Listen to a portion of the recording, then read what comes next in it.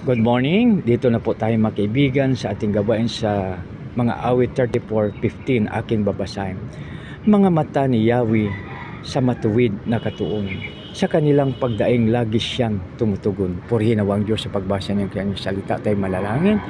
Lord, maraming salamat sa iyong pagpapala sa bawat isa sa amin. Lord, salamat sa pangalan ni Jesus na aming Panginoon kapag bukas. Lahat ko'y magsabi ng Amen and Amen. God bless us all. So dito mga kaibigan sa 15, mga mata ni Yahweh sa matuwid na katuon.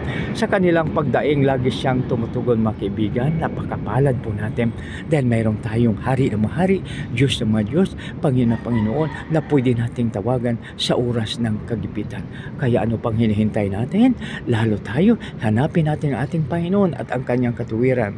Seek ye first the kingdom of God and His righteousness, and all these things shall be added unto you.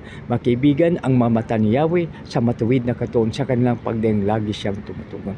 Kaya mga kaibigan, sikapin natin na maging matuwid po tayo sa araw-araw na ating buhay. Humingi tayo ng gabay sa ating Panginoon at magtulungan po tayo. Sa kanilang pagdaing lagi siyang tumutugon. Tayo na po ay manalangin mga kaibigan. Lord, maraming salamat sa iyong salita. Tulungan mo kami Panginoon na maging matuwid at salamat o Lord na ikaw Panginoon ay tumutugon sa aming panalangin. Maraming salamat Panginoon. Sa iyo lamang ang kapurihan, kalawatian sa pangalan ni Jesus na aming Panginoon tagapagligtas.